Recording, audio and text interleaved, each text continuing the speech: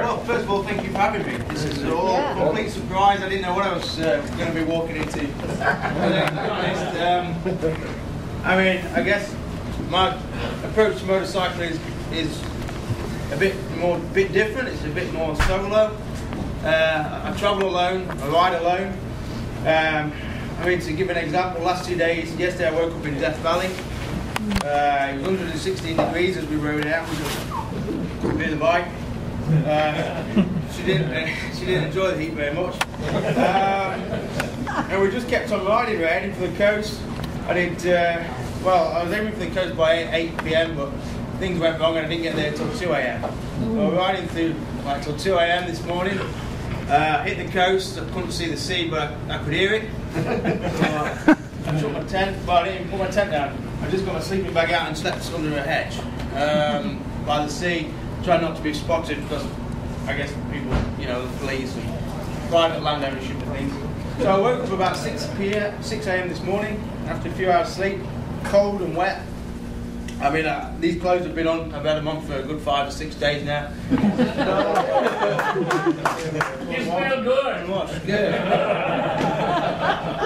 So I guess that's kind of the way I like to travel. So I headed up the coast today, up Route 1, which was beautiful. I mean, I was probably the first biker out there at 6:30. There were a few cars going to work, I assume, but you know, I was pretty much the only one out there being some fog, and it was still damp and cold. But I guess that's how I kind of like it. And then I get to the freeway around midday, and kind of the freeway on this bike at 40-45 miles an hour swallows you up. So I ended up at a town called Salina, and I mean this is the last day of my trip, really. I mean, I'm ill prepared and talking gibberish because I've been riding solid for 4 weeks. I've done 5,000 miles in 4 weeks. Top speed of 45 miles an hour. That's riding sort of 14 hours a day some days. That's over the Rockies, that's over the 13,000 feet pass. More power to you. Like a push. Like I say, Death Valley. So that's why I look dirty and I'm not talking that much sense. But yeah, I mean, this afternoon, today's probably been the hardest day of the trip, really. I got to Salina, I wasn't really sure I was going to get up to this point. I knew I had to get here for the talk. I couldn't get on the freeway. So I've basically been ploughing through suburbs, about 120 miles of suburbs all the way from Salina, ever since about yeah. Stoplight, stoplight. Yeah, California's like the worst state for stoplights. Like one for every human being. And I must say, like yesterday, I woke up in Death Valley and I rode through. And you know, the bike's now done 52,000 miles. Still on original piston, still on original engine, 105cc. That's having come through 19 countries and done 30,000 miles in effectively 10 months. So she's kind of done a, you know, when people laugh, you know, very small bike, yeah. You know, I defy anybody to find a bike that will do that kind of adventure. Over the Himalayas three times, that's 18,000 feet. Over the Rockies, that's 13,000 feet. Wow. You know, only thing about to place are piston rings, clutch plates, cam chain, and a front sprocket. The rest has just been consumables, oil and tubes. But today, like, she's gradually becoming worse and worse on tick over, really growly, really angry. I think the tap in the valve clearance is a little bit loose, but I don't think that's what's causing it. So I kind of woke up with a bit of gloom, and the noise has been getting worse all day, and I kind of in 2 minds of whether the bike could make it. But of course she did, and she just broke a new land speed record for Australian post bikes on the freeway at 82 kilometres an hour. Verified by GPS. That's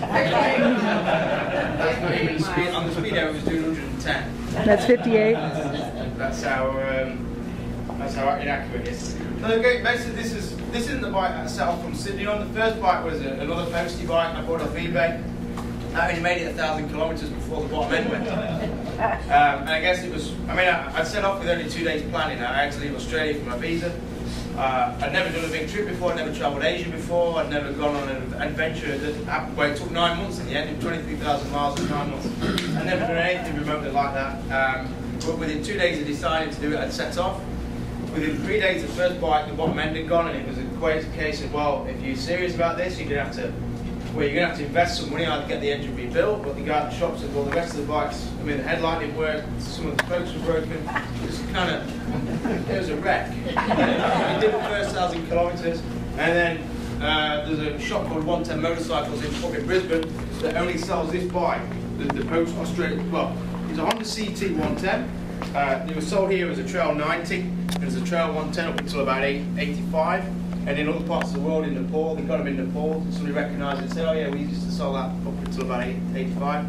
But every year now, to this day, Honda build 3,000 of these at a factory in Japan and sell them all to the Australian Postal Service for a 3-year service as a postal bike. That's why they're called postie bikes. Australian Post have worked quite close with Honda. They've kind of modified it as the years have gone by. They put a thicker block on the bottom because the spindle kept breaking out. Those postie guys are quite tough for the bikes. They can ride them up and down curbs. The hubs are thicker, the spokes are stronger, the springs are stiffer. So it's kind of evolved. The ones that the Australian Post Service get don't have the high-low ratio that the Trail 90s are used. I mean, I met a lot of guys on the road in America who said, oh yeah, I had a Trail 90, as yours got the carb recalibration falsitude. I said, no, that's why. Mine's got no power. That's why gearbox, all that to do is 15 tooth front sprocket, or 14 tooth if I've got one. But I don't. I've got 15 as a standard, 16 is a touring, overdrive, which is what I usually run on. Yeah, so today's been a bit touch and go. But I mean, for this bike now, it's kind of I was thinking about it today. There's not really an extension of me and bike. It's kind of we sit on each other and ride away, and it's kind of all becomes one. And we've been through some good times. Within Pakistan, in India, China, Kazakhstan, Russia, Thailand, Indonesia, Malaysia. I mean, and I guess compared to all those countries, I kind of imagined America would be quite easy because in terms of distance, it's only the same as crossing Australia. And crossing Australia is pretty straightforward because you've only got 2 turns in what's like 10,000 miles. Sounds like Canada. You go up the coast, turn left, go inland, turn right, and then you're at Darwin, and that's 10,000 miles. That's kind of easy, so I thought, well, America will be quite easy as well. I'll probably do it in 3 weeks across, and then my plan was to get to San Francisco and then go up to Alaska before the winter broke. Hurry! Next year. This was about something. But it's taken me longer to get across America. But nobody said you could ride. When I said I'm going to ride it to England, what do you think people say? Are you crazy? Oh, well, maybe, but I don't think so. I mean, the people I met on these adventures out in the world doing these kind of things aren't crazy. They're very logical. They're very rational. They're very aware of the risks that they're taking. And they're not crazies out there just doing wild things. They're very sensible. Some of the Dutch guys I met, because in Pakistan, you go through Pakistan, you'll meet other guys on BMWs, on Enfields, all sorts of things sort of travelling through. And they're never crazy wild guys. They're always kind of sober and quiet, I suppose. I suppose go through my equipment. Like tank bag, I carry maps based technically in the top. I always carry a knife. That's what I sleep with. I kind of, when you're sleeping in edge bottoms. That's not a knife. That's I know it's got big enough. This is a knife. This is a point. But so it's kind of big enough for my. I don't expect it to stab anybody. I just use it to open tins of sweet corn. It's more of a tin opener than a knife. And then I always carry a spare tyre. Back tyres normally get about 4,000 miles away, just because of the weight that sits on it. The front tyre on the first trip from Sydney to London did 23,000 miles and was still going strong until a German policeman told me it was too worn and made me change it in Germany, like 500 miles before finish. So otherwise it would have made it. Oil changes, I always carry a couple of oils. I do oil change every 1,500 kilometres or maybe 1,000 miles. That's pretty much. When I did the first trip from Sydney to London, I didn't know anything about mechanics. I had no idea. That's why this bike is perfectly suited to me. It's a very simple bike. It doesn't take much to maintain. As long as you do the oil changes, it keeps that fresh. And then the only other thing is valve clearance, which I didn't know how to do. But I just made a note of what it was, 0.005. I used to write it down on a piece of paper, and if we're in Thailand, Indonesia, Pakistan, Malaysia, and I thought it needed checking, I'd just find a local bike wallah who charged $4, and I'd give him the piece of paper, and he'd set it up and do my carburetor, and that's kind of it. So I mean, it's pretty amazing that the bike did it. I guess you have to put a lot of faith in your bike on these trips. You need it to start first thing every morning, and this one did. It's I never thought it'd do the 18,000 foot pass over the Himalayas because it was high. It was high at that. You can struggle to breathe yourself. I mean, when you're starting with 7 horsepower, you probably lose about 5 of them at altitude.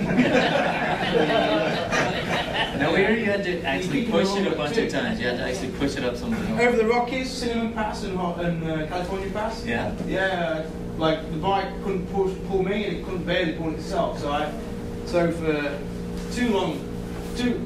far too far, I had to get off and literally open it up in first gear and let it try and struggle itself, and I had to push it as well. So There's a video on YouTube about that. And then corkscrew pass as well over the Rockies, Colorado. But